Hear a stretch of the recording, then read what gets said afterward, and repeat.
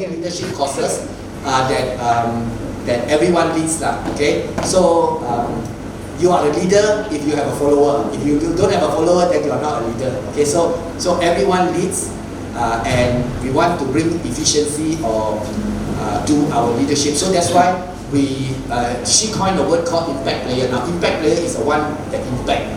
So Liz Wiseman or the Wiseman Group actually created this model called how you can become an impact player. So she says that in order for us to be effective, we have to be impactful in our work. Okay, as for us, it's ministry lah. So we're going to look at what's the difference between the impact player and the contributor. Now, in the company, there are contributor, and contributor are good people lah. They are the one that contribute.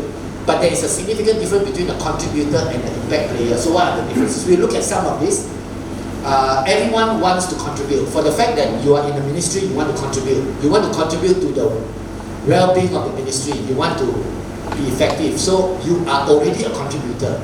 But what makes you to be better than contributor? What makes you to be impactful?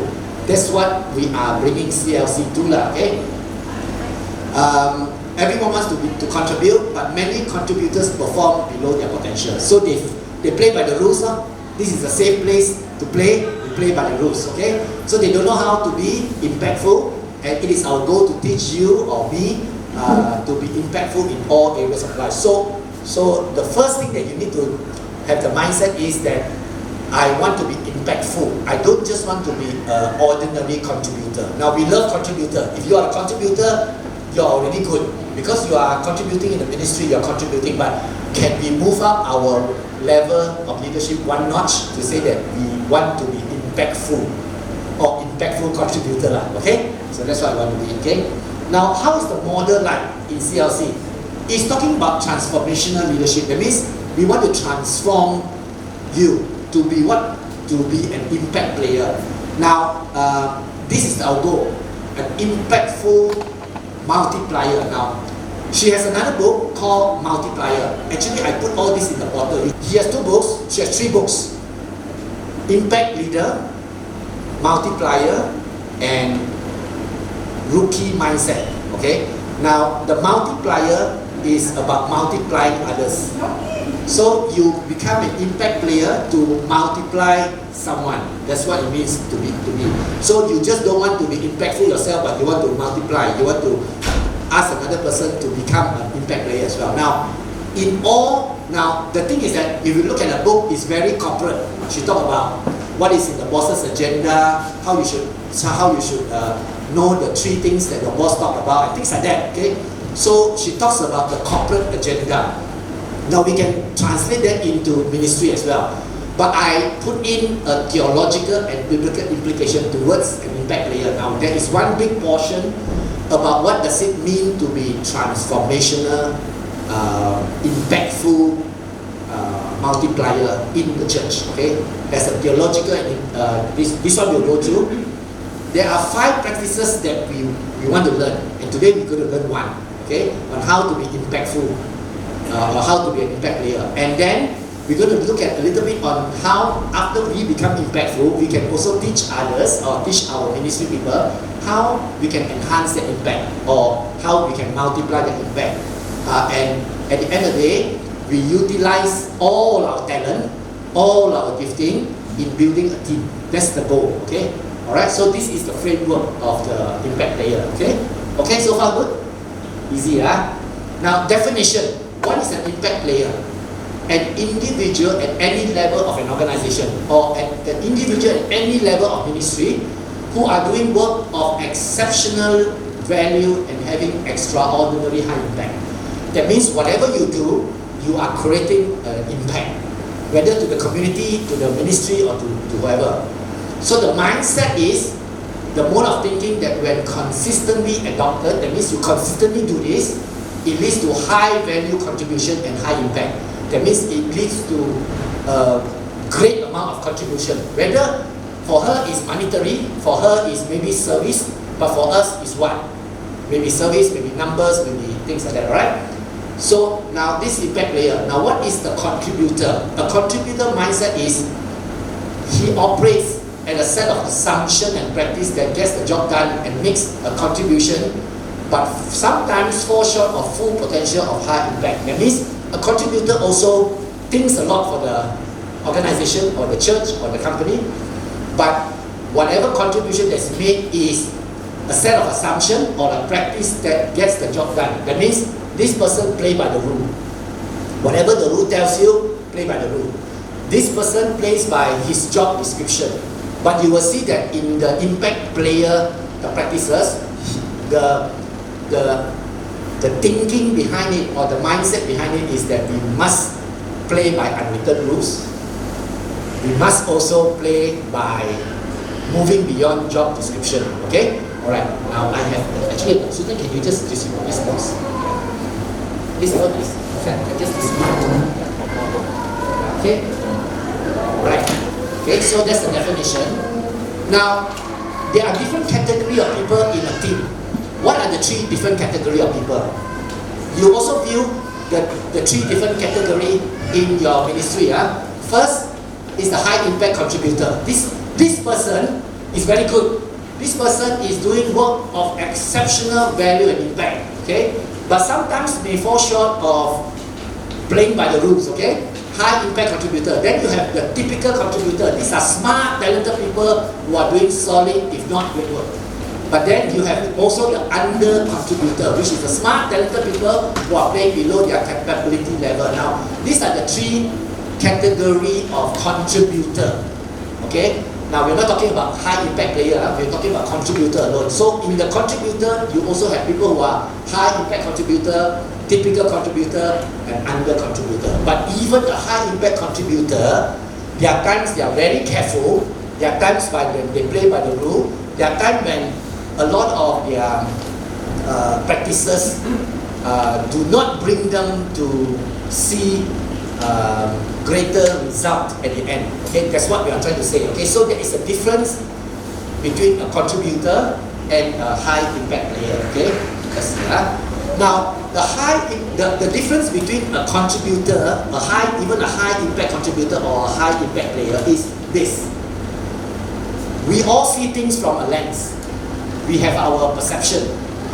So a contributor will see things sometimes with opportunity lens, but sometimes they see things on a threat.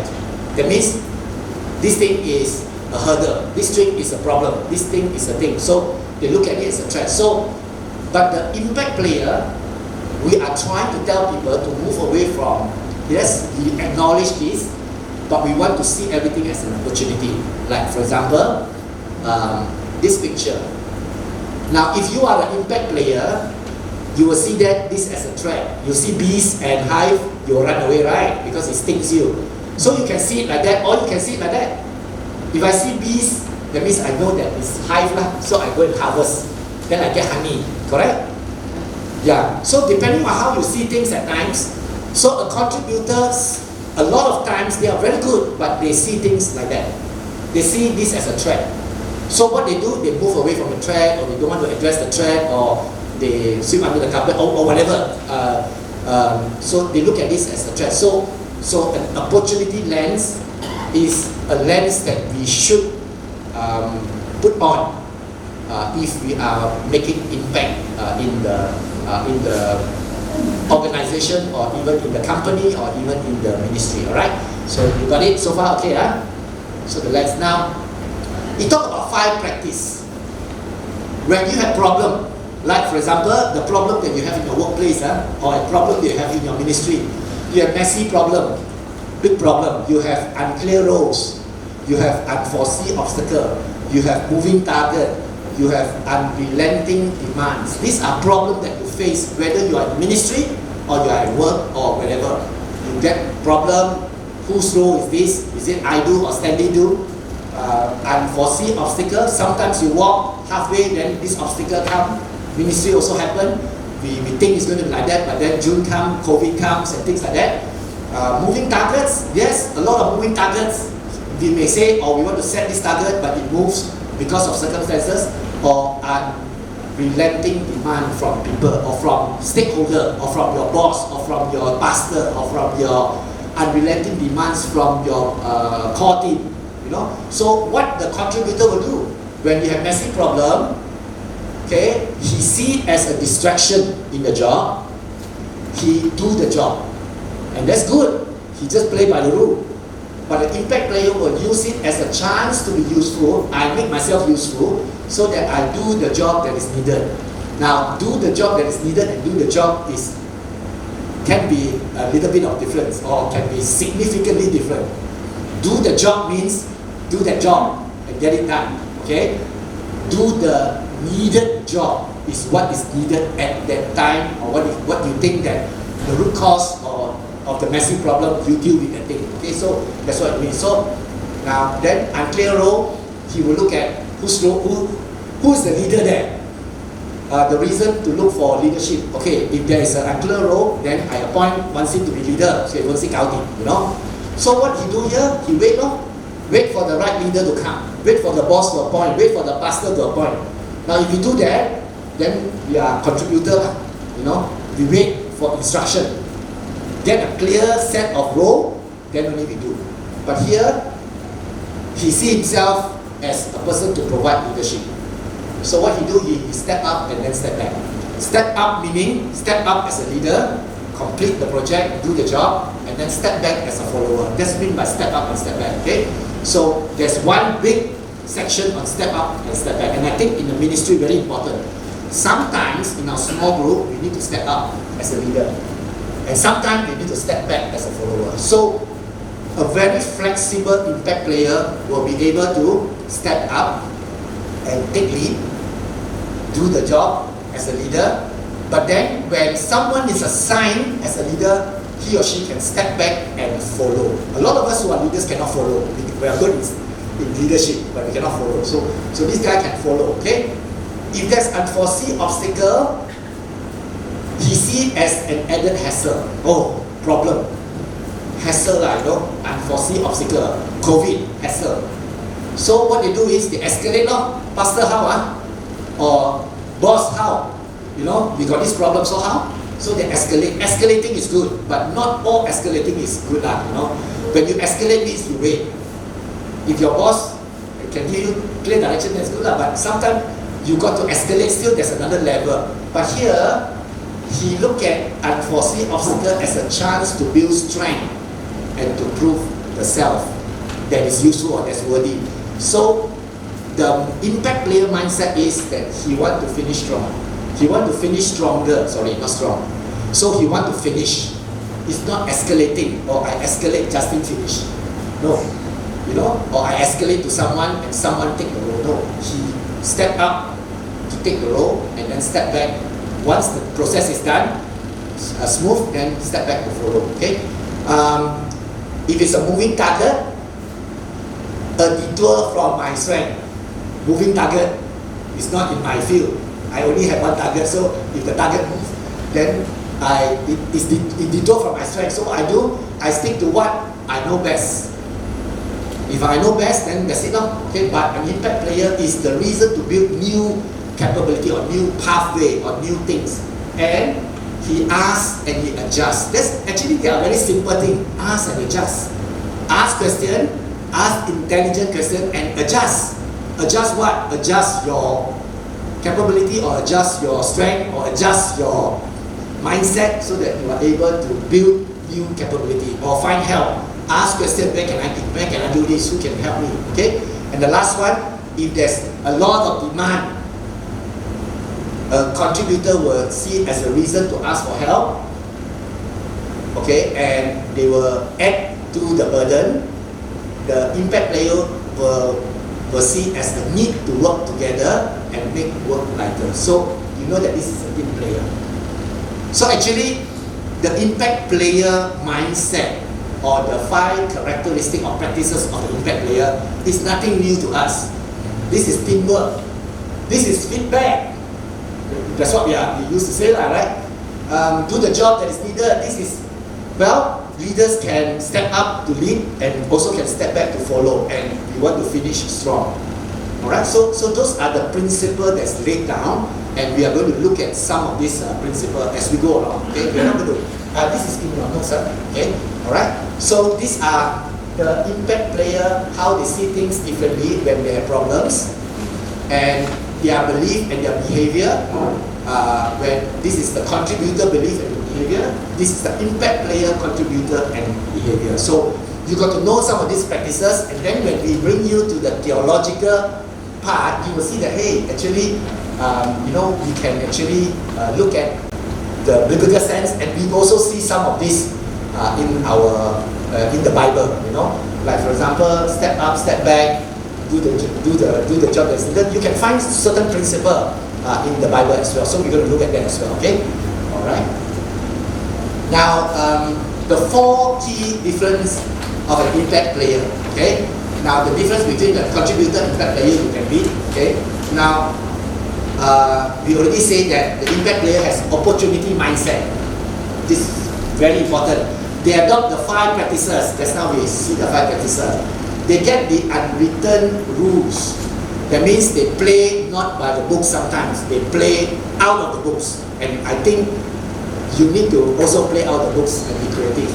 And impact create more investment create more impact. That is the most fundamental of an impact player. An impact player is able to generate more investment. When you are impactful, people invest in you. Correct now? Correct what? If you are impactful in your department, people invest money. Which department makes the most money, people invest. Correct now? I think that's the philosophy out there. It's the same thing. If we, even in the council, when we see all the ministry, and then we see, hey, we are very good in certain area that God has blessed us with, like children ministry. We put a lot of resources into it. The resources in Power Fund, how many? Maybe 40, 50 teachers. What about other ministries? Some are less. Why? Because the more we do, the bigger it becomes, more the ministry grows, then the investment of the church will go in tandem. Now, I'm not saying that smaller ministry is not important, they are important, but what we want to do is we want to build ministry like this at the end of the day. So impact will create more investment will create more impact. It is a cycle. So this cycle must always happen. Okay? Now, this is a problem just now, remember? Okay? Now then, how you see it, remember the lens that you see, whether you see it as a threat, but impact players see it as an opportunity. So if I see all this problem, I see, what do I see?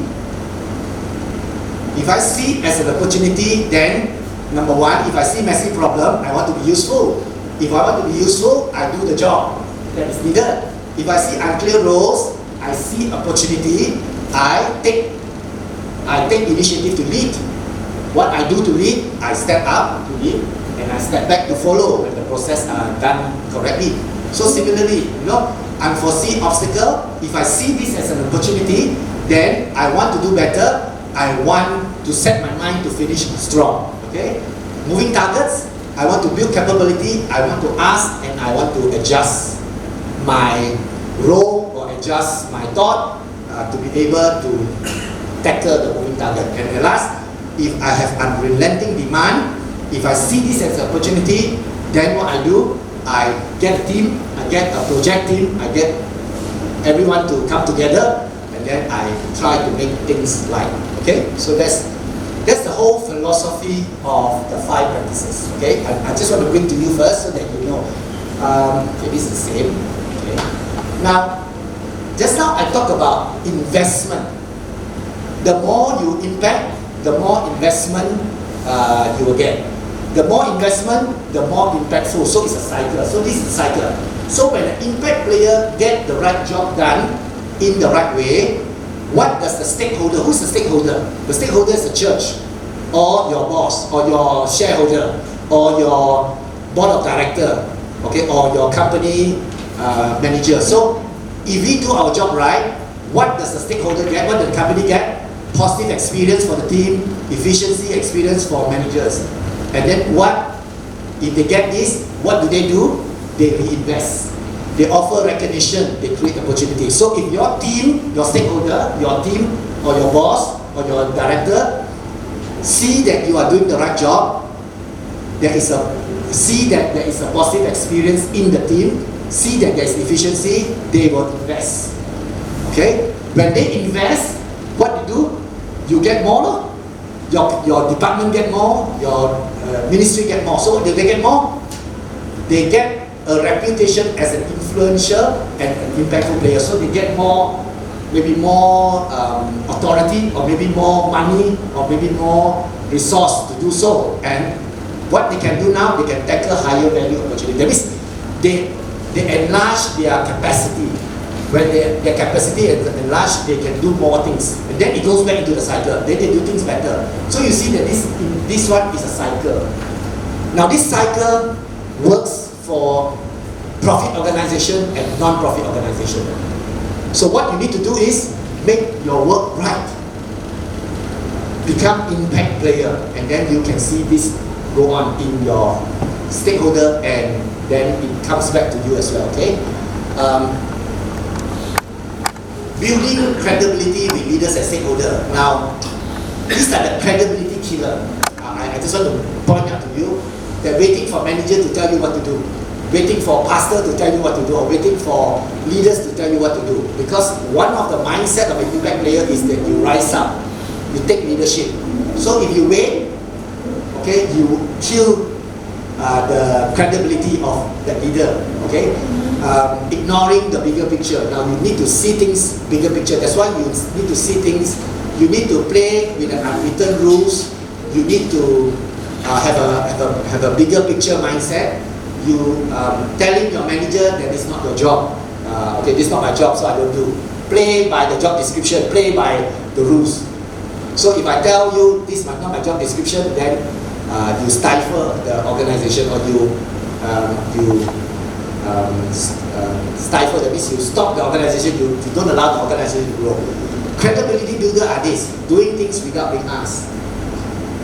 This is very good, okay? I hope and pray that all of us do things without being asked. I think we are, praise the Lord. Okay? Anticipating problem and have a plan. These are things that we need to cultivate, whether in the family or whether in the company or in the things. Now, let's look at practice number one. Okay, practice number one is doing the job that is needed. Doing the job that is needed is making yourself useful. That's the number one in your notes. The note that you have is actually a summary, okay? Now it's very interesting. They have habit on the right, and then what is it to become impact player, right? You have that habit on the right. So you look at page 2, you have the challenge, the messy problem, you have the typical contributor, you have the impact player, then you have the habit, high impact habit. Now, what is high impact? If you are the impact player, these are the habits that you should have, and then becoming an impact player. So if you have high habit, high impact habit, that's how you become an impact player, okay? Now let's look at the first one. The first one is learn the game, okay? And the second one is play where they are needed, or play wholeheartedly. And then the third one is play with passion. So these are the 3 high impact habit, okay? So first thing is play or learn the game, okay? Now here it says learn the game is that know the key goals, the problem, the value, the norm, and the stakeholder agenda. Now this is very important. You must know what is your goal. You must know what is your problem. You must know what your company value, or your organization value, or your church value, and you must know the norm, the way that thing is done, and the stakeholder agenda. What is the church agenda? The whole life church serving in the community, or serving the front line? Or what is the agenda of your stakeholder, your company? What do they want? So you must know all this. So you must be able to master the game. Understand? You must be able to know the game well. Okay? So you got to learn the game. Okay? And then second thing is that you must chase down, okay, play when there is a need. So if you have a problem, so you play where they are needed. So you know the game. If you have problem with one of the game or one section of the game, you have to chase down the problem and focus on what is important now. And this is a very interesting principle. Now, okay, let me bring you through this first, okay? And then the third one is play with passion. You direct their passion to solve problem and serve the team or the organization or church and make a real need to the capability. So play with the passion to solve problem and to serve the team. So you must play with great passion. It's not okay half-hearted, you know, to solve whatever you need to solve. Okay. Now, a lot of the impact player, they try to understand what is in the mind of your boss, your church, your stakeholder, or whoever that is the leadership. Okay. So what they ask you to do is they ask you to take a perspective. What is the perspective of the organization? What is the perspective of the church? So, for example, this is cognitive, that means you are thinking, what does their world look like? How they are shaping the world? How are we shaping the world in CLC? What are we doing? We are doing koto. We want to reach out to the community. We are doing, we are also doing spirit-filled initiative where we want to, bring, you know, the life of the spirit to the people. So these are the world that we want to build. So what are these world? Any other perspective to the world? Is there any other thing that you think that they are doing? So like you have 6 pillars and things like that. Okay, what can they see that I might be missing? What did my pastor see? What did my leader see? How do they shape the world? Am I missing anything? Okay, if I understand where the direction is, then I'm okay. Then I'm good. So I know. I take a perspective of what is in what they want to try to build. So the question is, if I'm an impactful player, then I will build this story or I build this picture well for you so that you know what I'm doing. I got 6 pillars, I'm doing koto, I'm doing this, I'm doing this, I'm doing this. Okay. I do this training so that I can support this. So things like that. So you must be able to at least take a perspective. Okay? Okay? Then you got to empathy with me or empathy with your leader. We call it upward empathy. Now this is the emotion part. Now emotion part means like that. What does their situation feel like? If this is the plan of the church, the council, how do you think they feel about this? What makes their job hard? Every week they go up to the pulpit, they say koto, koto, koto. Is that hard? Maybe, okay. I want to feel it, you know. Are we not following pastor? That's why you always tell us, drive us like slave, you know. I mean, these are things. So, what makes their job hard? I put down a number. What makes his job hard? Now, he's asking you to have an upward empathy for the boss. So that you know when they come up with a plan or with a strategy, how hard is it for them, you know, to be able to inspire you. So you've got to understand them. What pressure are they under? Are they under pressure? Yes, for sure. I'm also under pressure by counsel, you know. So you don't meet, I don't meet, then counsel will ask me, so I'm under pressure. So do you understand my pressure? So the question, do you understand your boss pressure or your organization pressure? What might they be worried about? What are they worried about? What is their priorities? What are their priorities? Maybe there are 10 things. What are their priorities? So can I empathize? So when I can do this, then I have informed contribution. I can contribute now. So I can make myself useful to contribute. What should I contribute? What do they need from me to be successful? So I'm asking myself, how can I be useful? What can I bring to the table? How can I make their job easier or more rewarding? How can I make pastor's life happy? Something like that, I know. How can I make the boss life happy? How can I make myself useful? That is the question. How can you make yourself useful? That is the first practice. By doing the job that is needed. What is the stakeholder agenda? What is the church agenda? What is the organization agenda? And I'm going to bring to you the WIN. We want to win. Win, WIN means what is important now. We will look at this, okay? And how do I link this agenda to my agenda? Now, afterwards you will see that passion is good. But when you push something that you are passionate about, take note that that passion that you are pushing is your boss or your stakeholder or your church agenda. If not, you are doing a personal passion. You are pushing something very personal to you. Now, this is good, but it may not meet the organization thing. So, beware of passion. Passion is good. We want passionate people.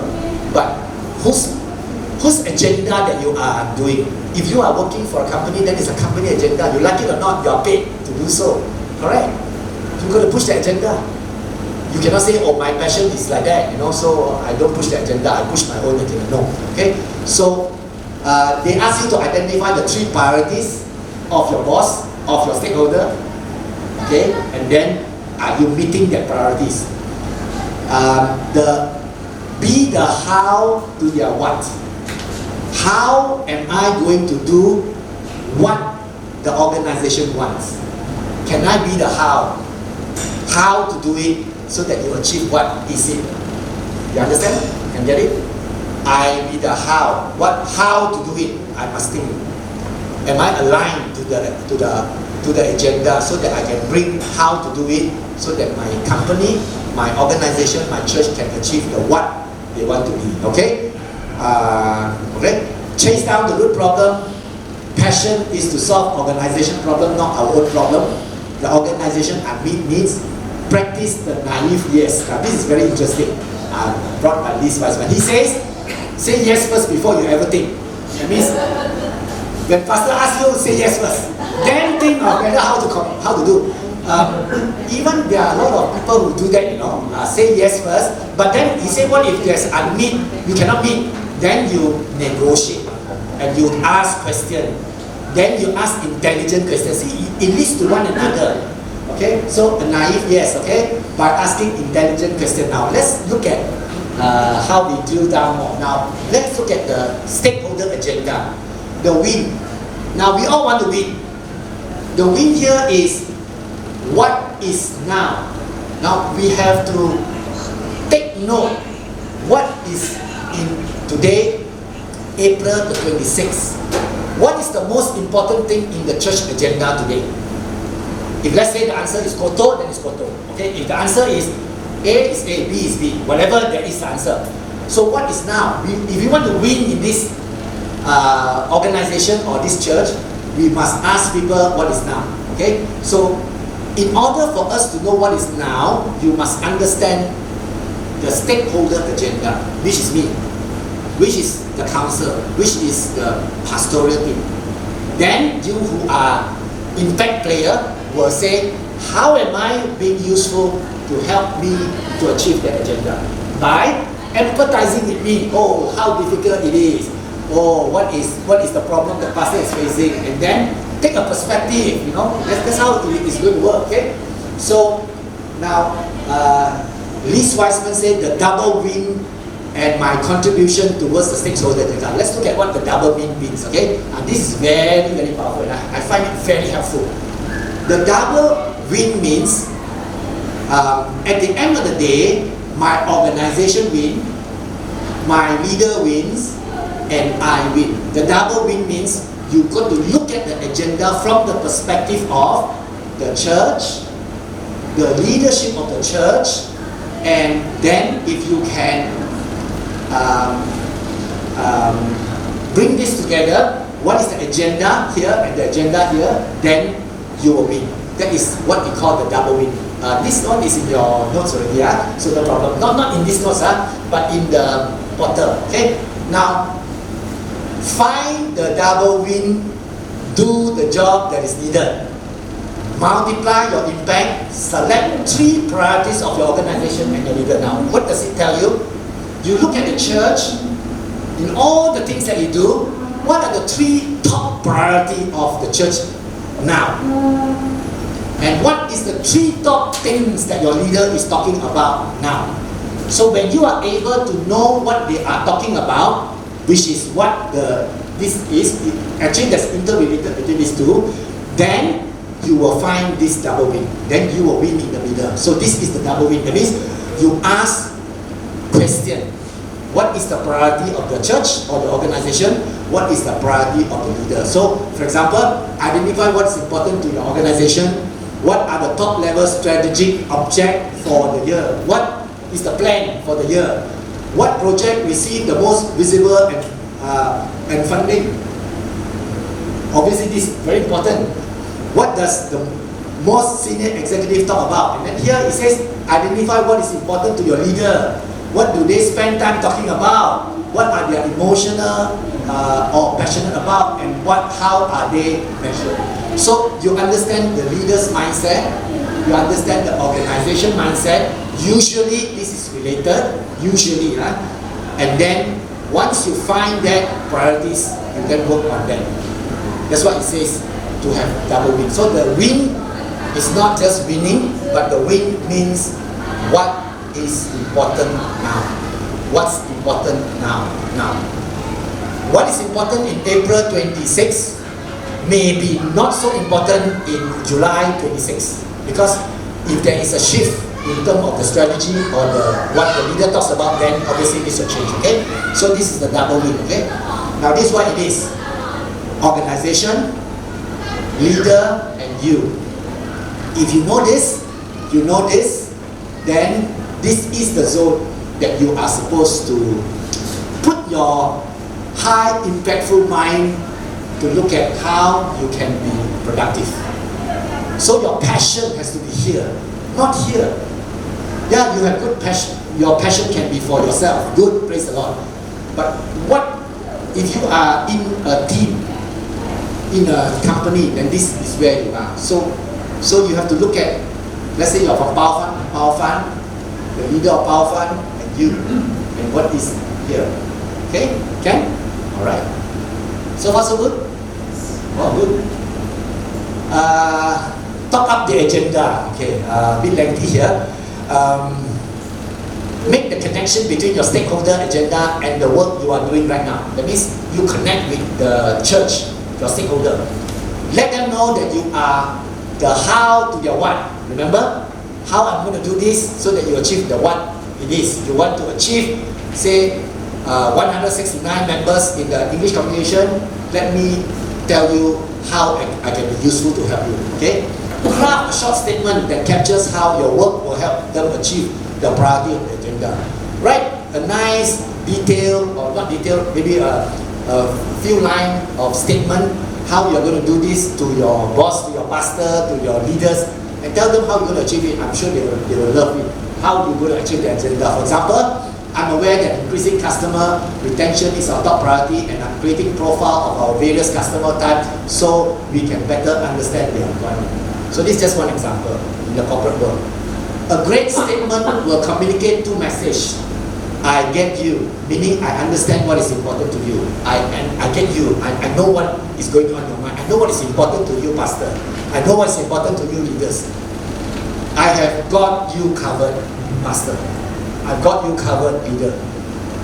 Meaning I'm making this happen. Begin your interaction such as email, presentation, one-to-one meeting with one of these statements so that your stakeholder, which is your church or your leaders or your organization leaders, know what is important to them and what is important to them is important to you. So your double win is what is your agenda become my agenda as I labor together with you in the team. Okay? Okay? Sign if you are off the agenda. If people start telling you I have no time, pastor, okay, hard to schedule meeting, you hurry up and then wait because people don't have time to meet with you one-to-one with your boss. One-to-one with your boss is often cancelled. So these are some signs that you are not, you don't share the same agenda. No response, no feedback, stall and delay, not on the boss shortlist. Okay, these are things that you know that it is off the agenda. Okay, so you can go to the notes and look at it later. If you are on the agenda, people have time for you, resource become available, work gets easier, there's no pressure, there are more visibility. So these are things that when you are sharing the same agenda, okay? Alright, so these are a bit with you. The naive yes, this one last one. Dealing with a massive problem often requires working outside our comfort zone and beyond our current capability. Being underqualified can feel intimidating or overwhelmed, as it is easy to say no to the added uncertainty and just do your current job. Try practicing naive yes. by agreeing to a new challenge before your brain kicks in and tell you it is impossible or it's not possible. Richard Branson, I think you know who is that, right? If somebody offers you an amazing opportunity but you are not sure you can do it, say yes, then learn how to do it later. I think it's a very good quote, okay? Once you have said yes, learn quickly by admitting what you don't know. I think that's very important. Then what you do, ask intelligent question, okay? Good, ask intelligent question, go and find help. Ask intelligent, informed question. Project the image of intelligent learner to your boss. Someone with high self-confidence but low situational confidence. It means you are high confident. You are not barred by situation. You don't care. If you hit a wall, you still go. This let your stakeholder, your boss, your master, your leaders know that you are in rookie mode. This you are learner, you are beginner, but are capable of learning quickly. Now that is what boss, leaders, and stakeholder wants to hear. They don't want to hear that you know everything. It's not that important. But if you know, it's a plus point. But they want to know that you can learn. You are so resourceful. You can do the 5 practices and you can step up, become a leader. You can step back, be a follower. You can try to finish stronger. You can do this and that. So that's what they want. They want you to learn. If you tell them this, I think they'll be very happy. So a naive yes actually is a good thing. So I look forward to all the yes, okay, from you in the near future. Okay, as you serve in your company, same you can tell the boss. We always tell this last time when I was working outside. I was just thinking, if I tell yes to my boss means got more work. Correct not? Always like that. Tell yes to my boss means got more responsibility. You always think like that. So that's why we never say yes. Pretend blah blah, pretend don't know. So things like that happen. So in the church also same. Pretend blah blah, pretend don't know. You know, or say no. But let's learn, to do this, because an impactful player is the one that say yes. A naive yes not a yes yes. Okay, naive means you don't know but you still say yes. So I pray, that. But obviously, in the theological framework, when a naive yes is said, we commit it to God, and we always have God as our helper. So I believe God can help us in this. Okay, all right. I think I'm going to end with one of these two. Now these are the red flag. Just now I talked about a call to duty and passion. A call to duty here means that you are so fixated with your job description that you forget about, doing more. So here, the position holder thinks that this is valuable and they see complicated issue as a distraction. So this person play by the rule. He's only called, I am called to do this, so I will only do this. So this is a decoy or a red flag in impact player mindset. The other one is passion.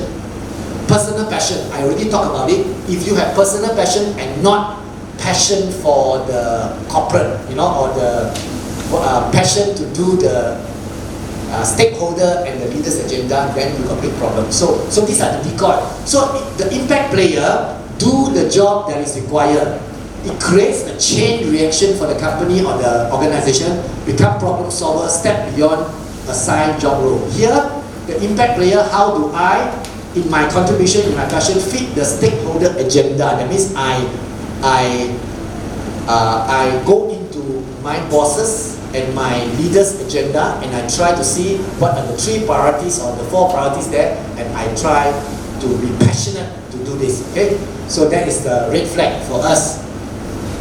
That will block us from being an impactful player. Okay, now I'm not going to do this now. Just to summarize. The assumption here is that a contributor says, I'm here to do a specific job. An impact player say, I only do the job that is needed. I can be of service and a problem solver. I can act independently. I can make decisions. I can control my outcome of my event in my life. Okay, that's the impact player. The habit here, he takes a very narrow view. He play by the position, play by the job description given.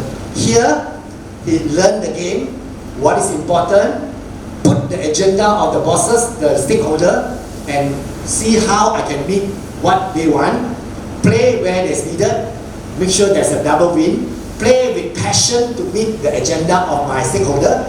The implication here is that the individual that is a contributor here, sometimes will get sidelined from real action.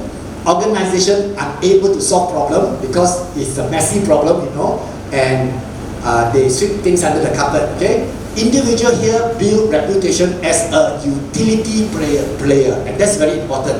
That means he is a player that is needed, utility player, who are flexible and can be utilized in a variety of roles, increases organization responsiveness and create culture of agility and service. That means very flexible guy. He can just step up, step back, he can just do this, do that. Okay, that is the impact player mindset. And one very last one before you go. A contributor waits to be asked instead of knowing what to do and just doing it. Okay? Instead of doing it, you don't need to ask him. He will step up. If I ask him to do a project, he wants to know what is in it for him. This is transactional leadership. He wants to know what is in for him. Is there a bonus for him? Is there a reward for him? He gives credit to others. Remember, the team player gives credit to others. He doesn't need to claim all the success. He focuses on not rocking the boat. Oh, keep everything safe. I just breeze through, out it. Keep things going. And it seems to assume the most important was not to screw things up, okay, not to mess things up, but he makes things better. Okay? Is there one more? Okay, that's all I'm going to tell you today. All this PowerPoint is found in the portal and all the thing. Now, the book is in the portal. Now, best read the book. I just summarized the book, okay? You read the book, you understand better. It's a kind of nice book to read, easy reading, not difficult. A lot of example. It tells you the 5 practices. Now today I went through one practice with you. What is the one practice? When there's a messy problem, and impact players see opportunity. And what is the opportunity? Is to make myself useful. How do I make myself useful? Is to do the job that is needed. How do I do the job that is needed? Is to, all the things that we say, the high impact habit that we have. Learn the game. Know what is the game that you're doing. Okay? What else? I also forgot. Okay? Learn the game. Play where there is needed. Know the win. Okay? Know whose agenda you are talking about. Play with passion. Make sure that your passion is not personal passion. And then, once you know the stakeholder agenda, the church agenda, the leader's agenda, link your passion, your work to the agenda by asking what?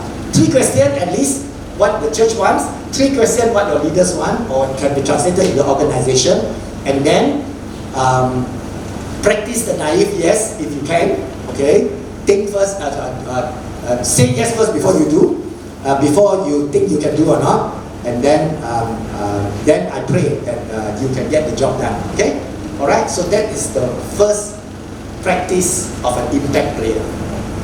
What is the church agenda and the leader's agenda? I think we have always been telling you the church agenda is the whole life church serving in the front line. That's the agenda. What is in the agenda? There are 6 pillars in the agenda. So in order to fulfill this agenda, how can I be useful? Then you decide. Okay, so you know the agenda. Okay, Koto we are pushing hard, Spirit-filled we are pushing very hard. Digitalization we are pushing very hard, and we have a lot of digital portal nicely done for you. So how you can be useful? Oh, Pastor, I'm very good in IT, Can I come and, beautify your portal? Yes, please come. Oh, Pastor, I'm very good in tracting. Can I go and do tracting, and bring people into the church? Koto Sunday, we can do this and that. So that's how you are asked to say a naive yes. A naive yes means that you are able to be so creative to ask intelligent questions, find solution by saying yes. And by letting your superior or your boss or whoever that you say yes to, say that you can learn. I think that's the most important. It's not just yes for no reason. It's not just yes, So I think that every one of us is a leader by our own right now. Okay? Every one of us are leading someone. Even if you are a father, you are leading your children. Your mother, you are leading your children. You are in company, you are leading someone, or you are led by someone as well. Okay, so in every strata of our family or human relation, we are somehow a leader to someone. So I think courses like this is applicable not only just ministry or even work, but family as well. How you become a impactful father at home or impactful mother at home. If you know some of this, what is in the agenda of the family? What is the naive yes? How can I practice it in the family? Things like that. So I think you can translate it to the usefulness in family as well. Yeah. Okay. But then we got to slowly talk to them. I have no. Then the thing is that whether you are in the agenda or not in the agenda. So those who say I'm a follower, maybe they may not know our agenda yet. So but anyway, I am thinking this. Some of us are in the front line. Some of us are supporter. Some older ones, they say we follow, but they also provide resources like giving money, helping to do this and that. They are serving at their own right, which is fine with me, as long as at the end of the day everybody is taken care of, by the agenda that we set off. Koto doesn't mean that you have to go tracking with me, but if you go to your office and you identify the person next to you is a non-believer and you start talking to him or her about Christ and pray for him or her, you are doing koto. Fine. That can be a project that you are doing. Okay? And you become impactful there as a Christian. Okay? So you mentioned transitional leadership to transformational. Oh, transactional and transformational. Yes. In the leadership theory, there's one called transactional and one called transformational. Transactional means that you come, you only work, and you expect something in return. That's transactional. That means I give you $1, you do this for me, and therefore you gain your $1. So a lot of our leadership here is transactional. Okay. Transformation means there is an engagement between leader-follower. So in that sense, this is leader's agenda, this is leader-follower engagement. That means whatever I have in mind, okay, I ask you to do, I give you a reward in return, you do it for me, that's transactional. But here, we are not talking about transactional, we are talking about transformational. We are talking about engagement. That's why you see, I will stand here and see what is my leader's agenda, what is my company's agenda, what is my church agenda. That is transformational because I think I have an engagement. I don't drive my agenda, I drive our corporate agenda. And if you are working, then you have no choice. If the company agenda is this, then it's this. But our agenda in CLC is done by all of us, so that's the leader-follower engagement. So leadership occurs when one or more persons engage with others in such a way that leaders and followers raise one another to higher level of motivation and morality. That means I engage with you, we do it together. Teamwork. That is transformational. Okay? Transactional is my thinking. The object of transactional leadership is not a joint effort for a person with common aim or action for the collective interest of the follower, but a bargain to aid the individual interest of the person or group going their separate way. That means I give you something, you do for me, bye-bye. Another project comes. That's transactional. Okay? Alright, so this is the difference between transactional and transformational. So we are embarking on this. And we are embarking on a leadership that is so unique that I've chose, that say that it is not based on the charisma of a leader.